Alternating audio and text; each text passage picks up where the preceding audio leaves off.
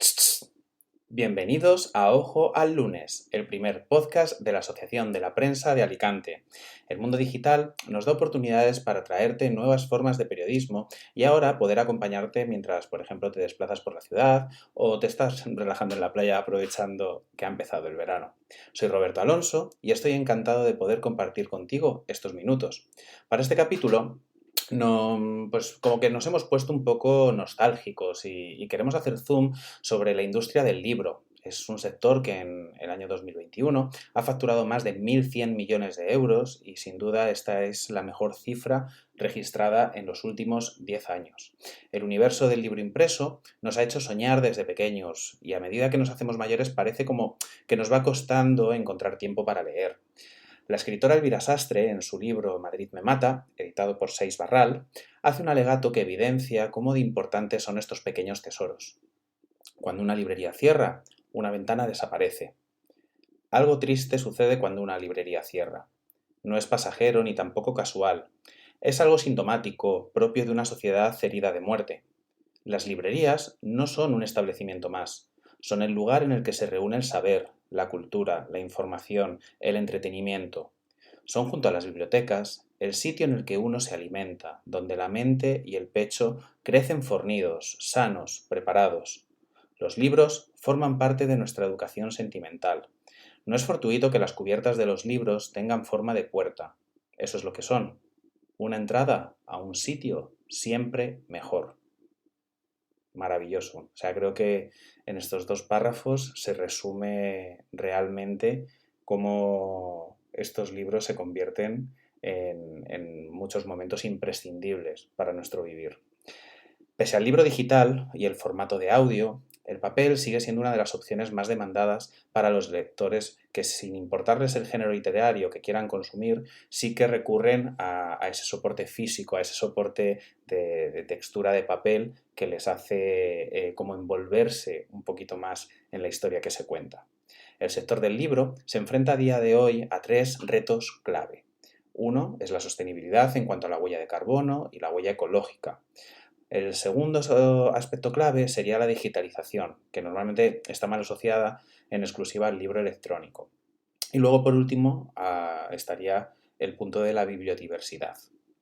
En el episodio de hoy vamos a acercarnos a uno de los géneros que más éxito ha cosechado en los últimos años, el libro musical.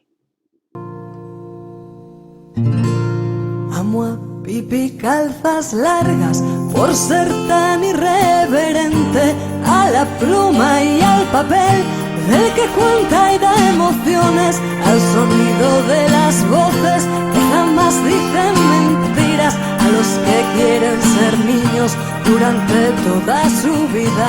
Amo al ecologista, amo también al altruista, amo al máximo respeto. Quiero presentaros a Javier Becerra, un periodista gallego que trabaja como redactor en la sección de Sociedad y Cultura del periódico La Voz de Galicia y justo el pasado 3 de mayo publicó el libro Atlántico, el disco de la libertad de Xoel López, editado por Hércules de Ediciones. Es un libro en el que ha estado trabajando más de año y medio y en el que revisa la concepción, la publicación y la promoción de uno de los discos más exquisitos de este siglo en el panorama del pop español. Bienvenido, Javier. Gracias por querer participar en este podcast y, obviamente, más que enhorabuena por la publicación de este tercer libro que te tengo que confesar que devoré. Claro, pues nada, muchísimas gracias y para mí un placer estar aquí hablando contigo. Genial, tenía muchas ganas de hablar contigo porque sí que es cierto que como profesional que está muy vinculado al mundo de la música, me gustaría tener un poco tu visión de cómo ha proliferado en el mundo del libro, especialmente impreso, porque al final creo que también a los libros de música nos gusta tenerlos en la mano, por así decir, y desde el 2016 podemos hablar como de un auténtico boom. Ahora sí que es cierto que incluso se han hecho reediciones, como en el caso de Rigoberta Bandini por el éxito del Benidorm Fest, pero bueno, desde Pau Donés a Zahara o por ejemplo, con Izal. Entonces, me gustaría saber un poco cuál es tu visión como periodista, escribiendo sobre el mundo de la música, cómo has vivido este boom y si es un poco como, ¿se han dejado de vender discos y esta es una forma más de hacer merchandising? Bueno, empezando por lo último, la verdad es que dudo que el interés sea un interés puramente económico de hacer merchandising, porque la verdad es que estos libros, quien conozca un poco la industria del libro, sabrá que se venden pocos, además con la no, perdón, os rectifico, que se gana muy poco, los royalties son bastante ridículos y además con la diferencia de que mientras que con los discos puedes hacer conciertos, con los libros no. Conozco algún caso de algún artista que se ha metido en esto con su mentalidad de músico y cuando vio que tenía que ir a hacer presentaciones y no le pagaban ni siquiera el desplazamiento a la biblioteca, a la librería para hacerla, dijo, uy, ¿dónde me he metido, no? Lo que sí que es cierto que sí que hay un boom de libros musicales que viene un poco casi por un efecto rebote de lo que pasa en Estados Unidos y lo que pasa en Inglaterra, donde pues los artistas se animan un poco a dar su visión del asunto. Y luego hay que tener en cuenta que también la vida de los músicos es una vida bastante particular y a poco que ellos tengan una visión de cómo es una vida normal, se tienen que dar cuenta que la suya es excepcional. Entonces, todas estas historias de la carretera, de las fiestas, bueno, de las parejas insostenibles que se rompen por esa dinámica y tal, pues dan pie a una literatura que en algunos casos es muy brillante y en otros casos es un auténtico horror que ojalá nunca hubieran dado ese paso. Y luego están, acabas de citar artistas muy importantes en cuanto a nivel mediático. Rigoberta Bandini, por ejemplo, que tengo el libro este, me llegó a mí hace poco, pues obviamente, claro, cualquier cosa que haga Rigoberta Bandini en el año 2022 va a tener repercusión. El libro de Pau Donés era un libro que tenía una trascendencia que iba más allá del personaje, porque era un libro de un poco de cómo luchar contra el cáncer. Imaginemos ahora que necesitabas a Zahara, si Zahara sacase este año sus memorias, arrasaría, porque el impacto que ha tenido su disco Puta y lo que dice ese disco tiene un interés que va más allá de lo musical. Pero bueno, esos son casos, digamos, excepcionales. Casos normales, pues no sé cuánto venderán. Yo, por ejemplo, cuando hablaba con mi editorial, me decía, ¿cuántos sacamos? Y yo le decía, hombre, no sé, y mira por ahí, y como un estándar de éxito son 2.000 copias. 2.000 copias para artistas que están acostumbrados a meter 5.000 personas es muy poquita cosa. Claro. No, no, totalmente, pero sí que es cierto que ha sido tanto el boom y la publicación de títulos que se han hecho que incluso he llegado a pensar de si estábamos ante un nuevo género literario, como una novela crossover, porque se mezcla ese punto de el cantante o el compositor con una parte personal, con una parte de ficción. No sé, ¿cómo lo bautizarías? Puede ser, no sé, yo les llamo biografías musicales, autobiografías. Luego, a ver, aquí hablamos de los libros que escriben los propios músicos, ¿no? Luego hay los que escriben los periodistas o los fans. Sí, yo le llamaría biografía, además es una manera, no sé, cuenta tú tu historia antes que la cuenten los demás y la cuentas guay y le das tu épica personal. Yo, por ejemplo, eh, hay un libro que me gustó mucho de este tipo de literatura, que es el de, bueno, los dos libros que sacó Brett Anderson, ¿no? De sus orígenes con Suede y luego el desarrollo del grupo, y habla de barro, de fango, de momentos chungos, pero en el fondo queda bien, ¿no? Entonces también es una oportunidad bien de construirte tu propio personaje y hacerlo bien. No sé, yo le llamaría autobiografía musical y punto. Luego, si lo quieres no ver, ahora como está de moda lo de la autoficción, pues que yo creo que lo de la autoficción es un poco como la ironía, ¿no? Es como un chaleco salvavidas, por si algo sale mal, ¿no? O sea, cuentas ahí tus miserias, pero dejas caer que puede ser verdad o puede ser mentira, o Sí, puede con esa ser tú. ambigüedad de que no te dé demasiada vergüenza haber contado algo y que se líe. No, no, total. Claro, claro, claro. Y entonces, pues mira, pues metemos el tema de la autoficción, pero bueno, sí, es un género en boga, despierta interés, solo hay que ir a cualquier librería para ver que ya hay un estante de libros Las bibliotecas, musicales y sí. que cada vez verá más. Y luego eso genera un efecto contagio, todo el mundo quiere contar su historia y muchos periodistas queremos contar la historia de los demás. Aquí sí que me llama la atención precisamente por lo que dices, por el protagonismo que está cogiendo en las librerías, en tiendas como AFNAC, por ejemplo, que venden multitud de productos y el libro sigue siendo gran parte de su exposición.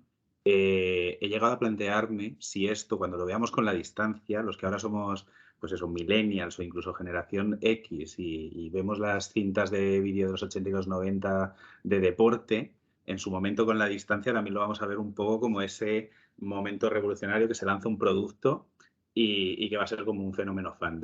La gente ha comprado estos libros, a lo mejor no tanto por la calidad, sino por ese momento de coleccionismo o de tener algo, por saber un poco más, ya que obviamente hay mucha menos prensa musical al uso en comparación con años. Entonces me surgía un poco esa duda de si a lo mejor en el futuro echaremos atrás y lo veremos con ese punto quiche. Claro, quicho, nostálgico. Bueno, por un lado, acabas de decir una cosa, como la prensa, porque es que me vino a la cabeza una cosa que hablamos el otro día en un encuentro en Barcelona de escritores musicales, que era el hecho, y además era yo el que lo decía, de esto que empiezas a pensar en voz alta y te das cuenta, pues mira, esto es verdad.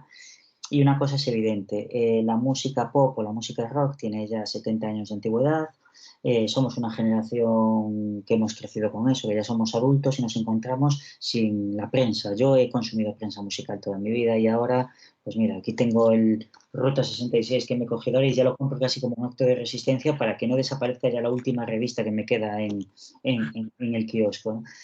Y digamos que igual que el rock y el pop ha entrado en los museos, o sea, yo recuerdo la primera vez que fui a Nueva York, que fui al MoMA y había una exposición de punk rock, de las portadas de los Ramones y de Suicide, y era como, uff. Luego cuando veo los grupos de garaje rock tocar en auditorios numerados, pulcros, donde no te puedes levantar ni puedes tomar una cerveza, bueno, pues es una evolución, de, digamos, una especie de aburguesamiento de la música que va parejo también a nuestras facultades físicas, ¿no? Que ya no aguantamos tanto tiempo. Yo creo que el tema de ponerle tapa dura a lo que hay que escribir sobre música, ordenarlo, editarlo y darle un aspecto tal, es dignificar un poco eso y darle un valor cultural que a lo mejor antes no tenía. Y creo que tiene que ver un poco con eso. Respecto a cómo lo miraremos en el futuro, mira, yo cuando escribí mi primer libro, que fue en el año 2015, si no recuerdo mal, recuerdo que, joder, yo siempre quise tener un libro musical. E hice ese pensando que ya eran los últimos libros que se publicaban porque llegaba el libro digital y iba a arrasar con todo. Y lo que me estoy dando cuenta es que todo lo contrario. El libro ha resistido, a diferencia de, por ejemplo, de lo que le cuesta resistir a la prensa, por ejemplo, a la prensa de papel o a los CDs. Y el libro resiste. Entonces, no sé lo que pasará en el futuro. Yo no sé si la gente en el futuro seguirá comprando libros y colocándolos en una estantería o pasará a tener un archivo digital o no lo sé. Y sí que puede que haya cosas de estas que veamos con un punto kitsch. Por ejemplo, todo el aluvión que hubo de OT, por ejemplo, sí que lo vamos a ver así un poco, pues no sé, como si miras ahora una revista super pop del año 80 y aparece por ahí, no sé, Glenn Medeiros y Sissy Catch y te despierta así como, ¿y quiénes eran estos tíos? ¿Y por qué generan tanto interés? Puede que sí, pero bueno, luego hay otros libros de esta época que espero que pervivan con mayor, con un interés más allá de lo kitsch o de lo meramente Poco más anecdótico. trascendente. No, total. Sí que has dicho algo que también me he planteado muchas veces a raíz de como la segunda época de éxito para Operación Triunfo en 2017 y pues eso, un año después de que empezase todo este boom de literatura musical, en 2018 es como que se ha llegado a una especie de saturación, porque al final con los más mediáticos se hizo también un libro de prisa y corriendo, de repente unas ilustradoras, se crean polémicas. Entonces, ¿crees que hemos llegado a ese punto de saturación en el que todo vale y se En el inundan las tema, estanterías? en el tema T yo creo que sí, porque en el tema T realmente esta segunda vuelta, que empezó muy bien, porque refrescaba el concurso, salían artistas jolín, de un nivel muy alto, Amaya, por ejemplo, o bueno, Aitana. A mí Aitana me parece una artista también muy digna. ¿Qué pasa? Que esto es el filón y entonces te voy a meter a Aitana hasta en las sopas. Volviendo un poco a la parte de los artistas que deciden tomar esta vena para seguir expresando su arte, Joel López, por ejemplo, Uh -huh, lo hizo con Bailarás cometas bajo el mar en 2017 uh -huh. y ahora contigo pasa a ese segundo plano que en realidad es el primero porque se convierte en protagonista de esta historia que planteas en la celebración de los 10 años de su disco Atlántico. ¿Cómo surgió esta idea de escribir sobre el disco? Bueno,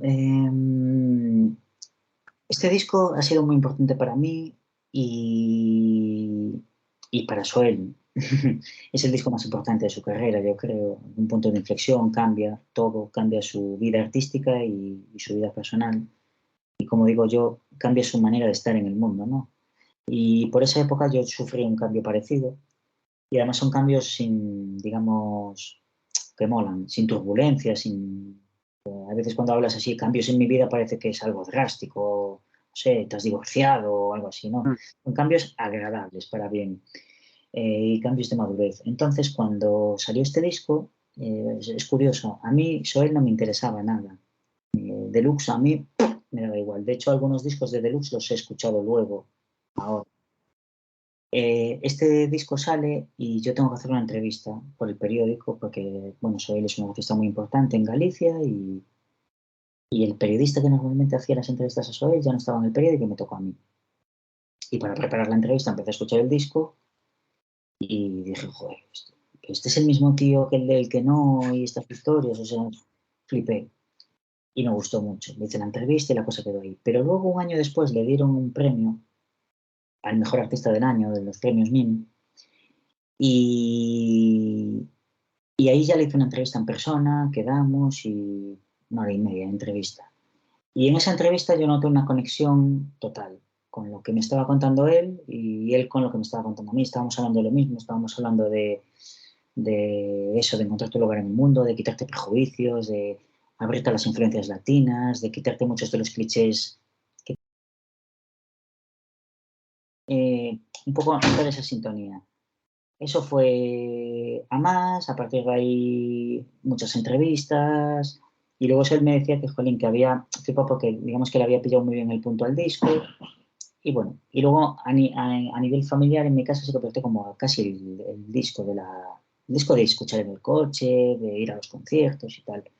Entonces ya digamos que en el año, estamos en el 2022, en el año 2019 se me ocurrió la idea de hacer un libro sobre la trilogía de Atlántico, Paramales y Sueños y Pan.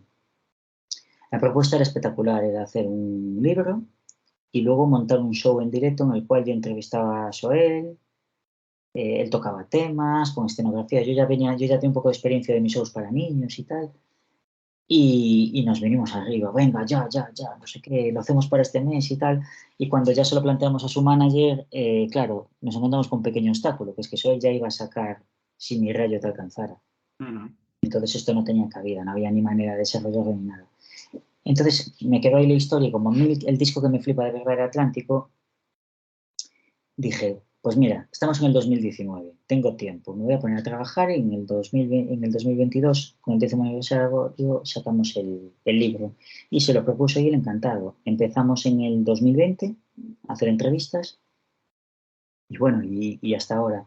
Y él, claro, para él ese disco es muy importante porque hay una cosa muy particular que digamos que la llevas dentro, no con dolor ni con rencor, pero sí como que necesitas un poco que se haga un poco de justicia. Este es el mejor disco de su carrera, seguramente, y es un disco que no se pudo disfrutar en su momento en toda su intensidad porque la gente no lo entendía.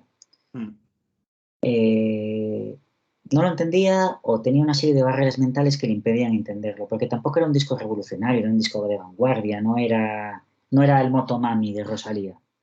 Pero sí que rompía mucho con una tendencia muy asentada. Yo me acuerdo perfectamente de Saca Atlántico y me voy al Low Festival, que se celebraba aquí en Benidorm, Ujú, y yo el programado a las 7 de la tarde. Y claro, yo decía, mes de julio, con la chicharrera que cae, o sea, ¿cómo es posible que a este tío que le he visto con Deluxe, llenando las ventas en un MTV Day, esté programado aquí y que estemos cuatro gatos? Porque sí que se produce esa ruptura respecto a lo que él venía haciendo claro. profesionalmente. Y a mí el disco es que me encantó desde el primer momento que salió. O Pero sea, eres una rara avis, porque generalmente los fans de Deluxe este disco les costó muchísimo.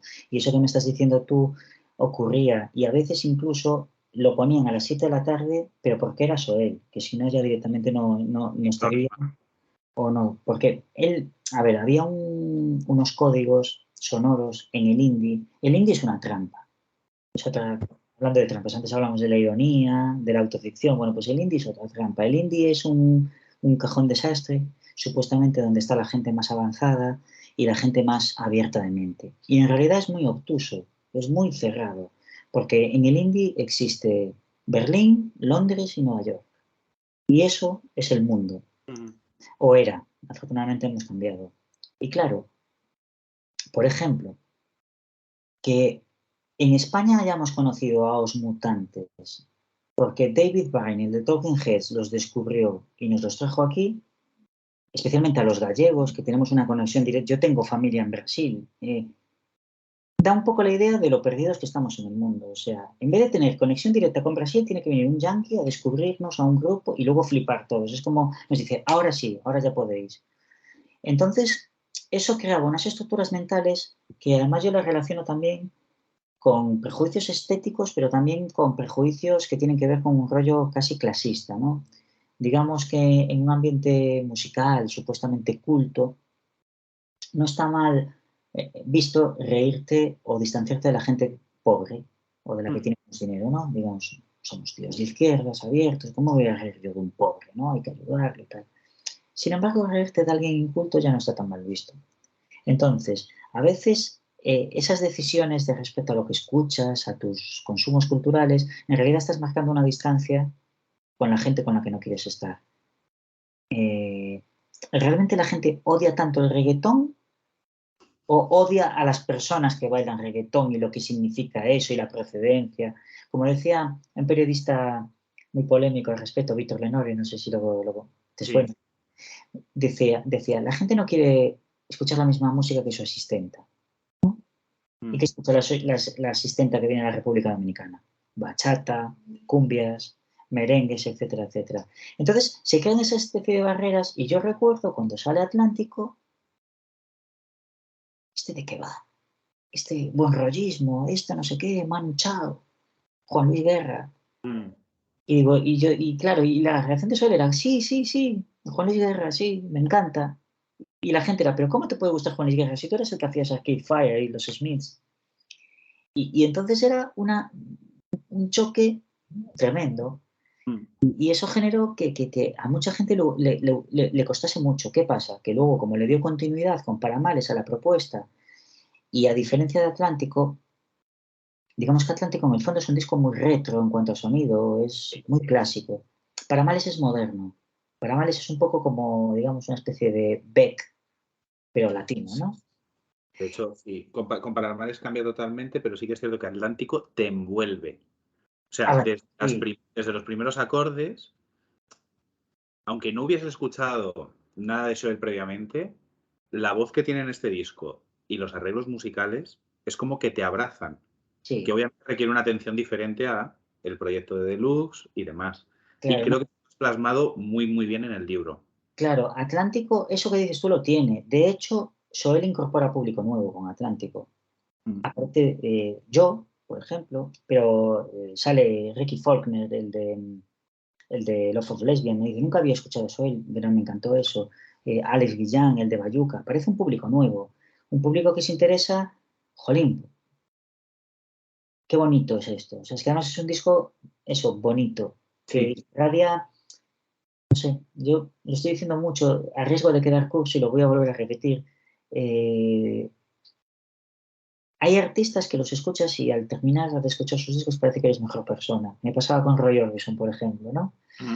Y yo creo que con Soil ocurre eso. O, por ejemplo, Family, que te hacen sentir mejor, no sé, que te elevan en cierto modo como persona. Y este disco tiene eso.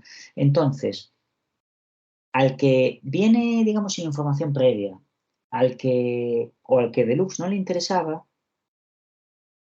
esto le podía entrar más fácilmente que al que venía con el pasado y se esperaba un que no, un Requiem, bueno, las canciones de él. Y sobre todo, luego ya cuando esto lo traslada al directo, la gente echa de menos algo que tenía Soel que manejaba muy bien con Deluxe, que era la electricidad, la adrenalina, la explosividad, la épica. Vamos a corear esto todos juntos. Corear, es seguir, sí, lo que... Total. Y ahora llega con una propuesta que no, que es caricia, es aire, melodías que se expanden por el aire y joder, que es como, no sé, que funciona en un parámetro totalmente diferente y eso costó muchísimo. Pero había una barrera muy grande, que era quien no quería pasar la barrera de Juan Luis Guerra, de Héctor Lavoe, de Willy Colón, de Silvio Rodríguez, de los artistas que le estaban influenciando ahora, que claro, era lo menos cool del momento. Y el problema es que el indie, igual que la escena mod, que es de la que procede Soel, se rige mucho por la idea de lo cool y por la excitación que te genera a ti como oyente la sofisticación de hacer ciertas cosas, ¿no? Es una trampa y coincido, ahí van caminos paralelos. Yo estaba dejando eso totalmente.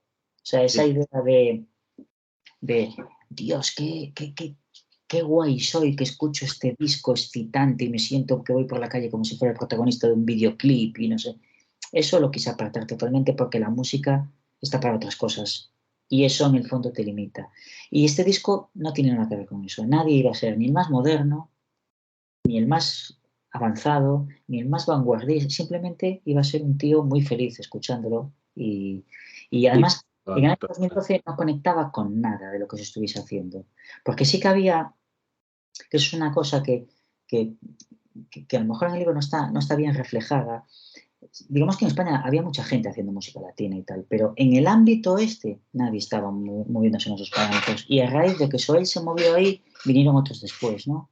Apareció, pues no sé, mucha gente moviéndose en el terreno de los folclores, en la música latina, y yo creo que sin que se le reconozca y sin que tampoco lo puedes decir así de una manera muy contundente, sí que lo veo que es un disco seminal, en cierto modo, porque, por ejemplo, Zahara me dice, es que me abrió sónicamente. Es un disco que de repente me plantea unos sonidos que yo no estaba familiarizado con ellos y me abre la mente, ¿no?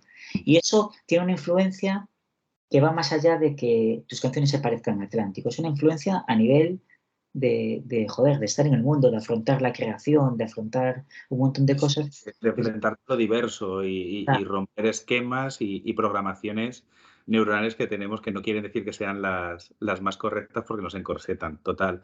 Y creo Claro, que ha sido una punta de lanza muy buena en el disco de Joel y que, como te decía, se refleja muy bien en el libro. Y aquí sí que te quería preguntar un poco la vinculación que ha tenido el propio Joel en las entrevistas que habéis tenido y demás, y en poder descubrir en toda esa parte personal, porque obviamente para él ha sido como una catarsis, ¿no?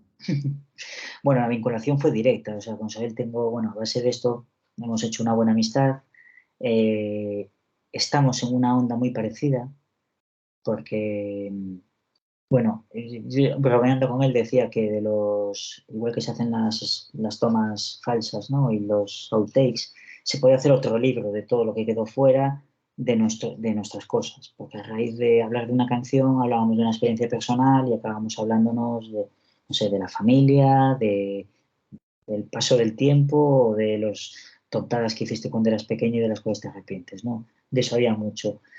Y nada, la conexión fue tremenda, la disposición fue tremenda y yo creo que hemos aprendido un poco el uno del otro, ¿no? Yo creo que él descubrió al libro un poco más, porque yo le aporté unas claves que como oyente, que a veces él no había reparado nunca, incluso parecidos en algunas canciones y tal, pero sobre todo lo que aprendí fui yo lo disfruté muchísimo. Digamos que yo llevo metido en la música desde pequeño y viviendo con músicos, pero yo no soy músico. Entonces hay ciertas cosas que, que sienten los músicos que yo digamos que las hago por analogía, ¿no? Ujú. Yo le explicaba a Silvia Pérez Cruz en una entrevista, que está haciendo una entrevista con ella, y bueno, Silvia Pérez Cruz es una tía maravillosa que te dice unas frases geniales. Entonces yo cuando estaba hablando con ella y estaba viendo eso ya en titulares, me estaba emocionando y sentía escalofríos. Y llegó un momento que le dije, tía, me estoy poniendo, o sea, estoy sintiendo escalofríos, ¿no? Por lo que me estás diciendo, porque para mí ya estamos con, yo ya estoy en proceso creativo, ¿no? Digo yo, lo que tú puedes sentir encima del escenario es lo que yo siento, mi escenario es este, ¿no? Bueno, pues a lo largo de la elaboración de este libro sentí eso muchas veces. Revelaciones, cosas que me contaba que decía, Buah, va a flipar, pensando yo, la gente va a flipar cuando escuche esto. Cuando me encuentra toda su infancia en el Caribe, algo que yo desconocía totalmente, que nunca había hablado de ello, significados de letras de canciones, conexiones, cuando abre el libro y te explica cómo compuso la canción, dónde sacó esto, dónde sacó lo otro, yo la verdad es que me venía arriba y nos emocionábamos. En algún momento me decía, joder, qué bien que hayas hecho este libro, tío, es que esto es la leche, no sé qué. Qué bueno. Son unas 50 horas a lo mejor que ¿no? Tengo grabadas de conversaciones. Y luego también una cosa que me encantó es todo el entorno de él, digamos, lo orgulloso que está de haber estado ahí, ¿no? De lo duro que fue afrontar esas dificultades que tuvo y al mismo tiempo el orgullo y el cariño que le tiene todo el mundo a eso, ¿no? Yo creo que es como un hit particular de mucha gente ese libro. Qué bien. No da gusto. Y escuchándote, de hecho, se nota que has disfrutado de la creación, del proceso. Y esto me lleva a preguntarte, sin ninguna duda, 2025, segunda parte con Paramales. Uf, no creo, no creo. Esto ha sido demasiado para males, que es un disco que me encanta. De hecho, la mejor época en directo de Sol para mí es la de la gira de Paramales, porque las canciones de Atlántico funcionan, el repertorio de Paramales es perfecto. No es un disco que tenga para mí la historia, porque lo que tiene Atlántico es relato. Paramales es un Ujú. disco muy ecléctico, una colección de canciones muy buenas, pero no tiene, digamos, para mí no, bueno, tiene un poco la idea esa de que la música es la que te protege de las cosas malas y tal, pero es que Atlántico tiene una historia genial de además, una historia en su punto de el público te rechaza, tú te haces fuerte, no sé qué, pero por encima como una especie de lección de vida muy aprovechable y que la manera en la que gestionó Soil eso, a mí creo que me influenció incluso a nivel personal. Hay una cosa que ocurre en Atlántico, que es cuando llegan las críticas negativas, que él las asume, ¿no? Tú ves entrevistas de Soel del año 2005 con Deluxe y cuando lo criticaban él se cabreaba y se enfadaba, decía que le tenían envidia, que los periodistas no tenían ni idea ni nada. En Atlántico no hay eso. Y te juro que para mí fue una lección de vida eso, porque es en plan, no le tengo que gustar a todo el mundo, pero sin arrogancia. No, es que es normal que no le guste a todo el mundo, pero voy a hacer lo que yo quiera. Y también sin arrogancia. Quien quiera que se sume aquí y quien no, no. Y la manera con la que lo hizo, el cariño con el que está hecho todo. No sé, yo veo, por ejemplo, las fotos que salen en el libro de la grabación del disco, en la casa que tienen en Buenos Aires, con los colchones allí plantados y todo, y me emociono muchísimo porque transmiten como un cariño y un amor muy grande hacia el arte. Porque además, claro, obviamente los profesionales viven de la música, igual que yo vivo del periodismo y yo quiero grabar. Espera, es que vino un aviso de que me estoy quedando sin batería. Yo quiero ganar dinero con este libro, no mucho, pero bueno. Pero él realmente, ahí sí que es cierto, porque él perdió de ganar mucho dinero con esa aventura. Él Vale. podía ser un artista mucho mayor de lo que fue a la vuelta. Y eso para mí me genera como una admiración muy grande y como un modelo en cierto modo. Y hay un relato muy bonito. Y luego el cómo la gente se va incorporando poco a poco también me parece muy chulo. Paramales, o Sueños y Pan, o Si mi rayo te alcanzara, siendo tres discos muy, muy buenos. De hecho, de Sueños y Pan incluso hice la hoja promocional yo, que me la pidió él, que fue un honor para mí. No tienen esa historia tan buena. Es que, a ver, hay dos personas ya que me han dicho que han leído el libro y no habían escuchado el disco nunca. Y que se han hecho fans después de leer el libro. Y eso es porque el libro tiene una historia. Mi editora no había escuchado nunca a Soel, le regalé el disco yo ya, se lo regalé una copia en vinilo. A Soel, no, bueno, a Atlántico. Y un compañero mío del trabajo se lo compró y me lo dijo lo mismo. Y eso, bueno, para mí es el mejor piropo que hay. No, Porque no, es un tema muy también del periodismo, ¿no? De poder contar una historia y que a raíz de esa historia la gente abra una puerta. Y para mí eso lo tiene. Hacer eso de Paramales creo que se pues he tiene. de confesarte que mientras leía el libro de Atlántico, no podía evitar que la cabeza me fuese a Paramales, porque era como, ostras, el lodo que hay en este libro y el cómo ha surgido esto Mm, y que ha llevado a que luego Paramales sea lo que es, que al final claro. también parte de la experiencia de rodar con el disco, de hacer esa cura de humildad y de crecer. Entonces, no podía evitar pensar en que estarías ya preparando de esto tiene que salir en 2025 para celebrar el 10º aniversario de Paramales. No, no, además ya Yo te sería... dejo aquí, a ver si te atreves. Lo que no descarto en algún día, dentro de mucho tiempo ya, es coger la trayectoria, porque Versoel con Atlántico sí que consigue algo muy importante, que es hacerse un artista para la eternidad, ¿no? Deluxe es un proyecto indie, digamos, de un tío joven, para un público joven. Y eso podía haber continuado por ahí y podía funcionar, pero no se sabe. Como dice Fernando Lamas, el batería, con Atlántico se ganó un puesto ya en la música. Dice, ya es como Caetano Veloso, como Kiko Veneno, como estos artistas que van a estar toda la vida ahí. Este Soel que vemos ahora con el pelo blanco, que es un adulto, no tiene que fingir que es un juvenil, no tiene que cantar canciones de hace 20 años porque su presente es muy pobre, como le pasa a tantos otros. Entonces sí que no descarto mucho más adelante hacer un libro general, pero ahora no. Ahora, Entonces, ahora quiero disfrutar de hecho, mañana quedé con él porque están grabando aquí una canción en A Coruña, él y Bayuca. Una colaboración que hacen para Radio 3, la presentan el viernes. Y mañana voy a ir al estudio yo a que me enseñen el resultado porque quiero hacer un reportaje para el periódico. O sea, yo lo sigo, lo admiro mucho, pero no. Yo ahora estoy ya pensando en otras cosas.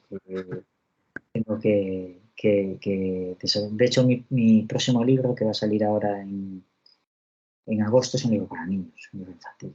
O sea que... Lo tienes claro. No, es que está hecho ya, vamos. O sea, tengo aquí, mira, aquí están las correcciones, vamos. Tengo aquí el papel que estoy corrigiendo. Me han pasado las ilustraciones, un libro infantil sobre música, que es algo que me gusta mucho, y luego ya veremos lo que da el futuro. En casa me están diciendo, más libros no, ¿eh? Estaremos pendientes porque la verdad que es un gusto leerte y nada, agradecerte el tiempo, pero sí que no quería despedirte sin preguntarte cuáles son tus 2 libros favoritos de literatura musical, como la hemos bautizado, Pero hecho por artistas. por artistas. A ver, por artistas, digamos que, jolín, el Crónicas de Bob Dylan, que es una obra maestra el muy capullo. Escribe tan bien como canta, eso sí que es un genio, de verdad. Dylan, uno que tiene mucha influencia en Atlántico. Canciones como Buenos Aires o de Piedras y Arena Mojada están muy marcadas por el tema Dylan. Y luego, que te hablé antes, no es que sea un libro perfecto, que es el de Brett Anderson, de Tardes de Persianas Bajadas, el segundo volumen de Suez, pero sí que narra la trayectoria de Suez, y aunque Brett Anderson es muy proclive a adjetivar todo demasiado, hasta un punto irritante, o sea, el tío sí puede poner 5 adjetivos, no pone uno. La verdad es que la historia es tan buena la historia de Suez, además que Suez es una de mis bandas favoritas, y que te la cuento en primera persona además, aunque bueno, en el fondo él se pone bien, cuenta cosas chungas, tradiciones, ¿ves? Otro libro que tiene una historia, y aunque no conozcas a Suez, molaría mucho. Lo dicho, muchísimas gracias, Javier, por tu tiempo y muchos éxitos. Nada, muchísimas gracias a ti, ha sido un placer hablar contigo. Igualmente, cuídate.